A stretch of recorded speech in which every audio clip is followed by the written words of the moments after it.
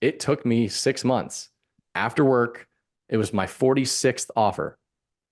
And went through several real estate agents because no one wanted to work with a 22-year-old that was like, lowballing everyone. But I was going to put in offers until I got something accepted. And it's the law of averages. If you just do enough, it will pan out.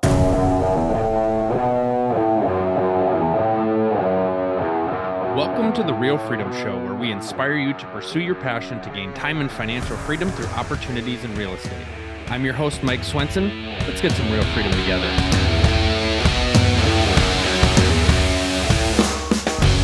Hello, everybody. Welcome to another episode of Real Freedom, where we talk about building time and financial freedom through opportunities in real estate. If you want to get started on your real estate investing journey, check out our website, freedomthroughrealestate.com. We've got articles, videos, podcast episodes, all of that to be able to help you get started on your journey, because we know everybody comes from a different path, different set of skill sets, different strategies, and we just love sharing and telling people stories. So today's story that we'd love to highlight is Wyatt Simon. Wyatt comes from really a background of doing BRRRRs, single family predominantly, sharing his story of how he's doing that in Nebraska. And so we'll let Wyatt share a little bit more about his backstory. Do want to share for those people, if you're listening to this, he does have a book coming out, Your First 100 Units. We're going to hopefully talk a little bit about that too, going through starting books and writing them as a way to build your client base, as a way to grow, as a way to help others. You also do some coaching on the side. So a ton of stuff going on, Wyatt. Excited to hear more about your journey and your story. So welcome to the show. Thank you for having me. I love the teaser, the book teaser at the end. We'll cover a little bit more on it, but For sure. people probably want to know who they're talking to. So I'll give a little bit of background on me. So as I approach my 30s here next month, I have built a $20 million real estate portfolio. I did it since 2018. And no, I don't own all of it. So I own about 40% of the portfolio, spread out between 9 different entities. I used primarily single family to start, eventually got into multifamily for a while, and then actually pivoted back to single family here and started focusing more on business rather than real estate, and kind of a hybrid of both. So that's me in a nutshell. Yeah, and mentioning too, you also integrated doing property management as well. So I know a lot of people probably are curious to hear about that. So talk about kind of the early days, the early journey. What inspired you to get into real estate versus what you were doing before? Obviously, you're still very young, so you still got a lot ahead of you. So just kind of talk about that. Why real estate investing? What was it going to do for you? And go from there. So like most people, I'm sure, I read the book Rich Dad, Poor Dad, and that taught me that assets can work for you while you sleep so that you don't have to work forever. And I had a boss that I did not like working for. Back in college, I was playing college basketball at a really small college called Doane College. That's where 5'11" white guys went to play basketball. But anyways, I was playing college there, basketball there, and I was interning at a place called Sandhills Publishing.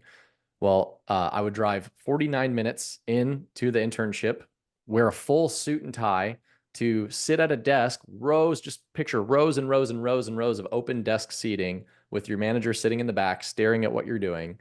And I was literally talking on the phone to farmers. And so I was like, why did I have to wear a suit? And why does my manager have to sit right behind me and do everything? And then there was one day where my manager tapped me on the shoulder and said, Wyatt, I've got to talk to you. And I said, okay. So she takes me to the back room. She goes, okay, where's your belt? And I'm like, oh no, I forgot my belt. And she's like, well, you're gonna have to fix this. And so by the time I would have got there and gotten back, it would have been almost 2 hours and the shift would have been up. And so I was just like, this is so stupid. Like, corporate is not the way. And so at a very young age, I was like, I do not want to work for the rest of my life for someone else. And that shaped me into finding Rich Dad Poor Dad to buy assets. And then that started the real estate journey. I think everyone kind of naturally gravitates to real estate once they read Rich Dad Poor Dad. Yeah, for me, it was my optometrist when I went to college. Came back, I think it was my first time coming back home after my first semester of college, and was talking about, being a business major or whatever. And he's like, oh, have you read Rich Dad, Poor Dad? And so I was like, no, I haven't. So yeah, obviously a very inspiring book. In terms of getting started into real estate, obviously people have mental barriers, actual barriers, reasons of why they can't do it. So just talk about some of those things early on and how you were able to push through them to get to getting started and getting your first property. Yeah. So I was committed to doing whatever it took to get what I wanted in life. We'll say that. Like I was committed to my goals, and I knew that if I tried hard enough that something good would happen. It doesn't mean that it would be the right thing. It just means that I could course correct after I did it, and then I could just keep taking action.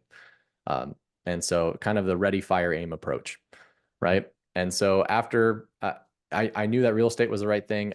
I was actually living in Colorado for a brief stint after college, and I failed at my first job. And I tried buying a duplex and living in one side and renting out the other, but I couldn't find a duplex, and no one would give me a loan because I didn't have steady income. I had a 1099 job that I failed at.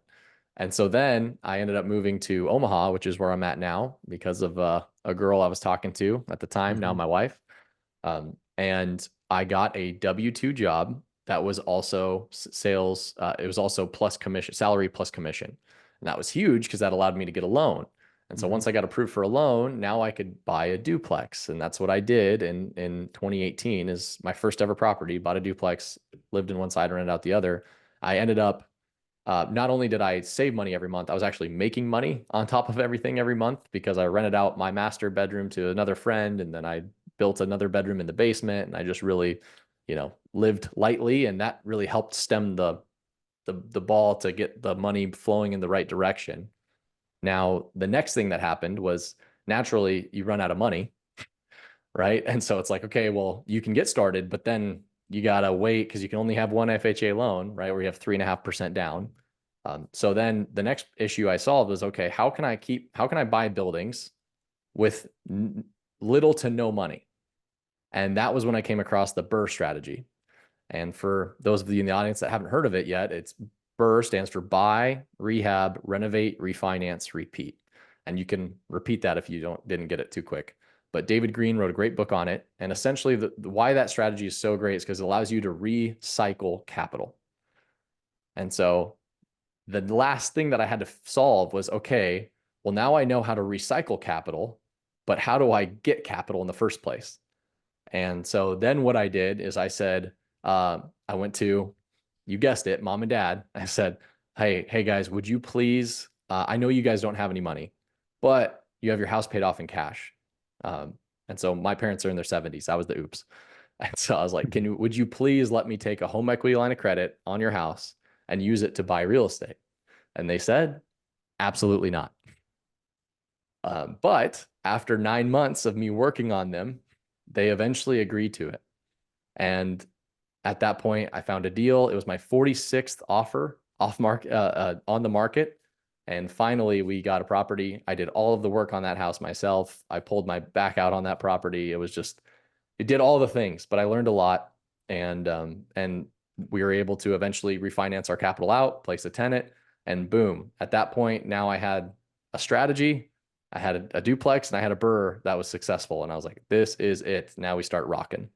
And then here we are. I've done, 60 plus BRRRRs on both single family and multifamily. Being able to recycle the capital is key. I've worked with a lot of investors and they focus a lot on, what's the cash flow? What am I going to make? And really with the BRRRR, it's focusing on how little of cash can I leave into the deal and can I get out of this deal with no cash put in at the end of the day? Can I get all my cash back? Because once you can do that, it's just continuing to recycle. And that's the beauty of the BRRRR is once you have a pile of cash somewhere, you can continue to redo that. And so, like you said, it's easy to run out of money unless you do that strategy to get your capital back. And let's talk about market conditions too. I want to be very transparent for your audience. Like the BRRRR strategy was amazing when interest rates were going down, right? It's a lot harder to do as interest rates go up. And so when you're taking out extra debt against the asset, it still has to cover their debt service. And so something to keep in mind is you do have to stress test and actually underwrite to see if this is actually a viable option. It's been a lot more difficult strategy to do at this point in the market. So, what worked at one point doesn't always work at another. Talk a little bit about doing the work on the property, because obviously you've got to buy it at a good price, have what your exit price is going to be roughly, and then be able to do that work on the property. What kind of work did you do? Did you do it yourself? Were you able to find people, network and find people to do the work on the property, be able to add the value to it? Yeah, great question, Mike. So I am zero handy. I am not handy at all. I did not know how to do painting, carpet, flooring. We had to do a total cosmetic upgrade. and I didn't know how to do any of it. And I didn't know anyone who knew how to do any of it. So what I did know is that the center on my basketball team grew up in a country town, and he was very handy. And so I called my buddy Nate and I said, "Hey Nate, I got this house. I'll pay you $25 an hour if you would work on this house with me. I'll work underneath of you. I'll be your grunt. You just tell me what to do." And then I bought him a tool set too. And so every day after work, me and Nate went to the property after work to then work on it, and on weekends. And we had a whole lot of, there was a Lowe's and a Chick-fil-A and then the property. So there was a lot of Lowe's, Chick-fil-A, and then go work on the property. Mm-hmm. And because of Nate, I was able to do that. That allowed me to understand rehab costs. And then I'll share this story too. Eventually, my third deal I bought, and I was starting to work on the property, and the city inspector came by and said, "What are you doing?" And I said, "I'm bettering the community." "What do you mean?" And he said, "Where's your permit?" I said, "What's a permit?" So he educated me on what a red tag was, which means he shut down me working on the property. And so my rehab ended up going 9 months longer than I anticipated. And it went $40,000 over the budget that I had anticipated because I had to and was forced to hire licensed contractors. And that was a blessing in disguise because it allowed me to learn how to delegate and find these people to then be able to scale and not just do one at once after work, but be able to do four at a time, delegating out two people. That's awesome. I love how you're not afraid to take something on, right? Because I think a lot of people that listen to podcasts like this like to listen. They like to read books. They don't necessarily like to do as much. They feel like they have to learn it all first. And so you're willing to get your hands dirty, learn through mistakes, and grow. And then, yeah, you found out the hard way to be able to go find contractors that ultimately will help with your success to be able to grow faster. So, in terms of then identifying properties, what were some of the ways that you were able to find these properties, especially early on here, off market, cold calling, door knocking? What was that like for you to be able to find those first few opportunities? I'll answer that question here in 1 second. I want to touch on what you just said too, which is the learning curve, right? Like, yes, I was willing and able to do whatever it took to pay the learning curve, but I don't recommend it. Like there's different ways to pay the learning curve. You can either A, go through it yourself, or B, you can partner with experience to have less of a learning curve, or C, you can pay for experience to tell you what to do and have no learning curve. And sitting on one way or the other, like at this point in my life, I will pay all day long for someone to help me do the right thing first, measure twice, cut once, rather than the opposite approach. So sidebar on that. But to answer your question, as far as deal acquisition, I was finding my first property was, my first two properties were on market with a real estate agent. And what people don't talk about was it took me 6 months after work. It was my 46th offer. And I went through several real estate agents because no one wanted to work with a 22-year-old that was like, lowballing everyone. But I was going to put in offers until I got something accepted. And if you just, it's the law of averages. If you just do enough, it will pan out. And then eventually I started buying from wholesalers later on. And then I would say after about 3 years of doing real estate, it was in 2019 where I got tired of buying from wholesalers. And so that was when I set up a direct to seller system, and I purchased a course, and I tried setting up a driving for dollar, course. And I got one deal from it, but I was super inconsistent. And so it was like, like to give you an example, mailers landed on my honeymoon. And it wasn't supposed to, but it got delayed. And so now my wife, I'm getting all these FU calls on my honeymoon, and my wife's like, "What are you doing?" And so anyways, it just wasn't great. I wasn't a great systems guy. I was a sales guy. And my coach at the time, he said, "Dude, you've got to partner with someone who has complementary skill set as you." And that changed my life. And again, that was paid consulting. That changed my life and my trajectory because I did what he said. I partnered with my partner, Sean French, and we're still partners to this day. We set up a direct seller system company, and we buy between 20 to 50 off-market deals a year, all because of that advice right there. Talk about finding a business partner. I know some people have the strategy of I want to do it all on my own. Obviously, you've talked a lot about learning from others and building relationships with others. But for some people that want to maybe have a business partner, want to be able to kind of spread out that workload, or like you said, find people that complement you. What was that process like for you in finding him? So I have a framework that I say, if you're going to partner with someone, there's really, you got to go through these things. Okay. The first thing is you got to make sure that they're a character fit. So impeachable character, number one. Do not partner with anyone who's just has any question of integrity, because it inevitably will happen. You're jumping in bed with them, right? Number two is, after they do pass the character check, you got to make sure that they share your vision, right? If they're 65 and they want to sell the portfolio in 5 years and retire, and you're 20 and you want to acquire as much as possible for the next 30 years, that's not the same vision, right? It might work for 2 or 3 years, but then something's going to happen. And so you want to make sure that you're on the same vision from the get-go, from the start, with that. The next thing is what I mentioned earlier, which is complementary skill set, right? Like you don't, and I learned this from experience. My first partnership was another sales guy, and we tried doing our off-market thing. And like, none of us wanted to do the tech. None of us wanted to do the systems. We just wanted to go meet with sellers. And it's like, okay, well, what value do we actually bring each other? None, but we didn't know. It was just blind leading the blind.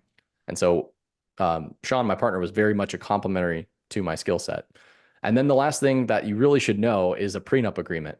And like, I don't care how great they are, you should still have in your operating agreement of your LLC, when you form it, what it's going to look like if we were to dissolve this entity, exactly what it's going to look like, and agree beforehand when trust is high.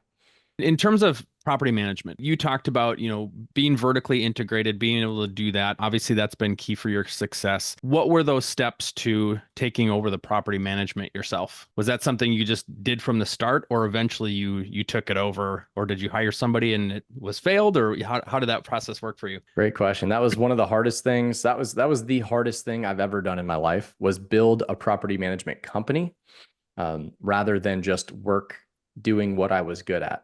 And so I don't know, have you ever, a lot of people listening, if you've read Michael Gerber's E-Myth, he talks about the technician, the manager, and the entrepreneur, when there's three roles within a business.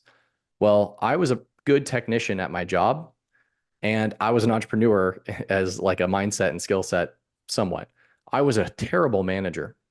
And so I give you that preface. So I tell you, when I was doing 15 units on my own while working my full-time job, property managing.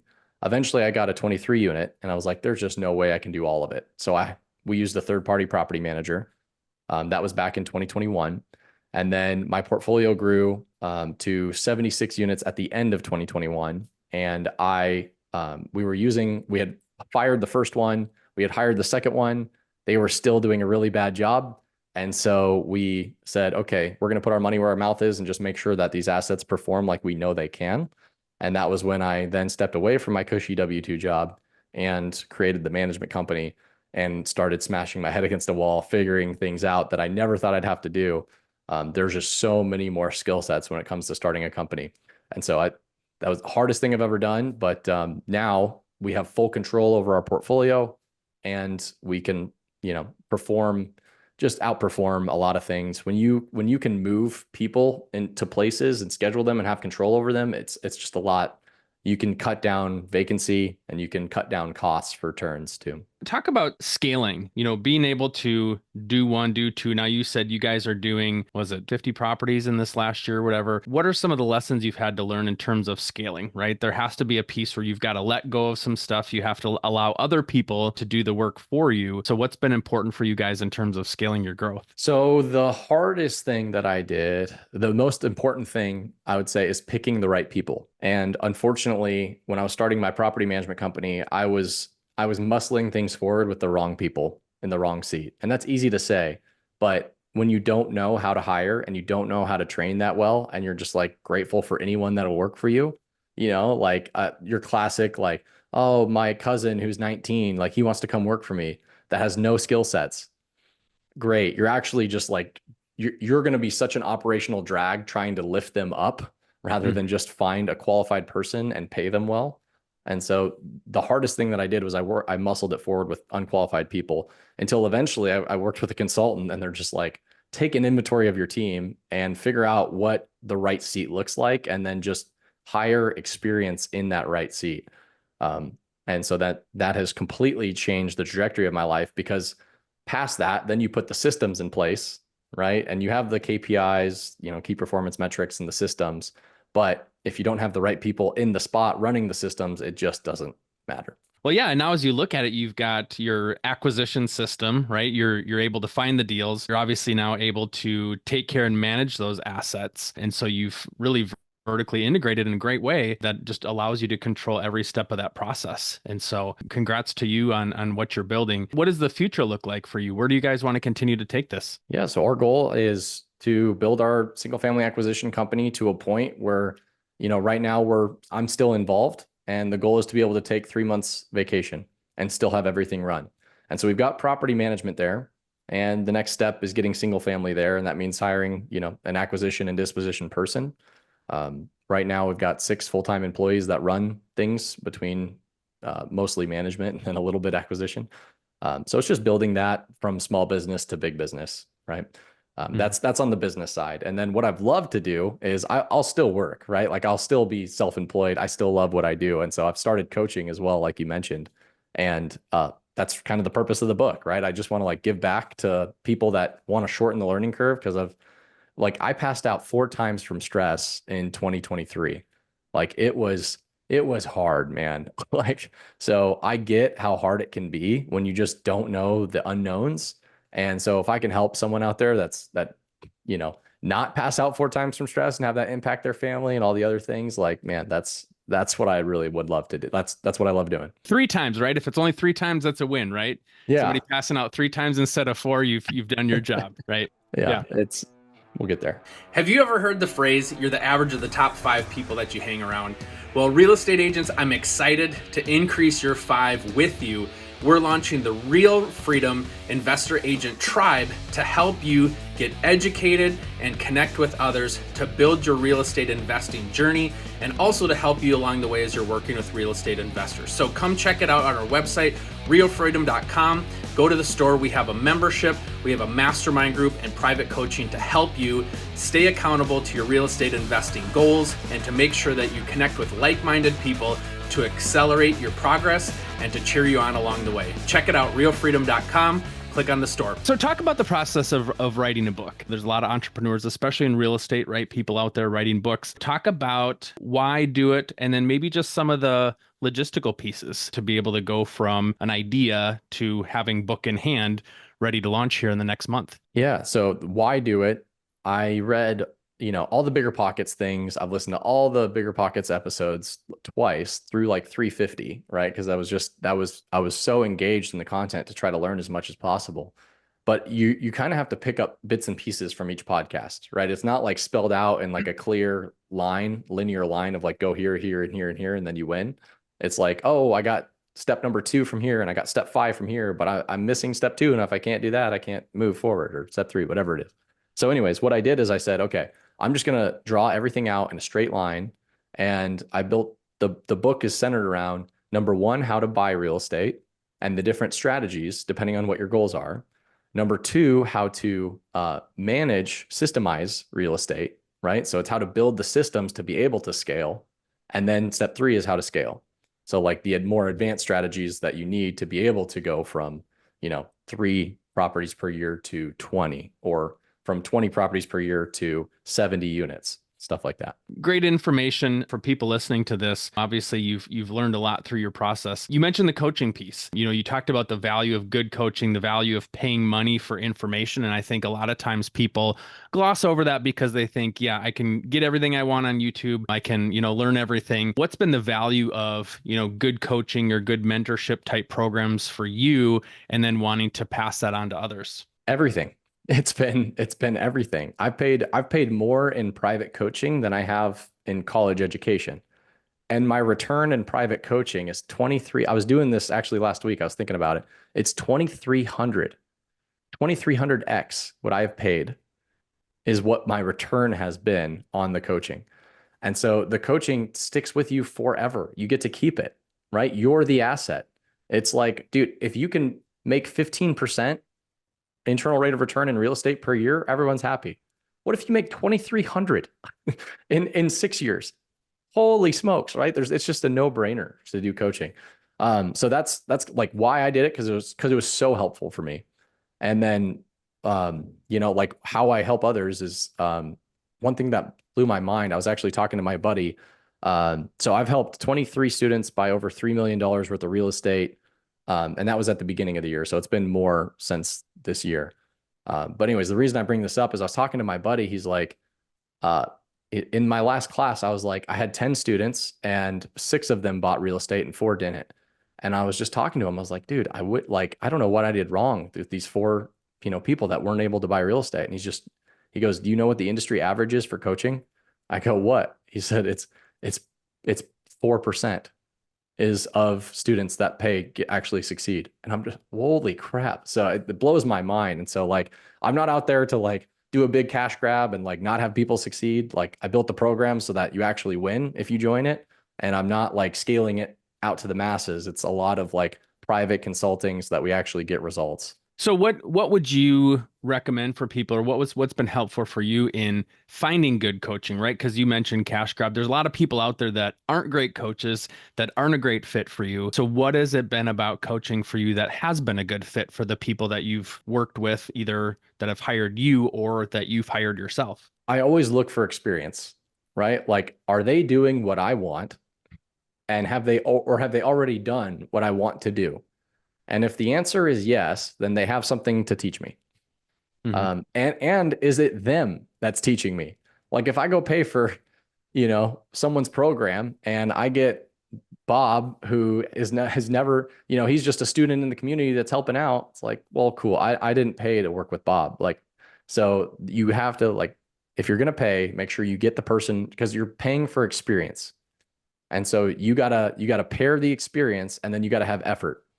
Right. And if you pair those two things, you can just accelerate so quickly. Well, Wyatt, thank you so much for coming on and sharing your journey, your story, how you've been able to help others. Obviously, a ton of value in your book. Your first 100 units comes out October 17th. So for people that want to reach out to you, learn more about you, pick up the book, how can they do so? Yeah, so you can go to my website. It's www.wyattsimon.com. I'm sure we'll put a link in the show notes along with the book for the folks. And then I'll say special for your listeners on this. If you want to get a free chapter of the book, you can email me, and it's Wyatt, WYATT, at FC, as in full circle, FCEquityPartners.com. Thank you so much for coming on and sharing. I'm excited to see how your book turns out, and best of luck as you continue to grow in the future. You've built a great path, and excited to see how it continues to grow for you.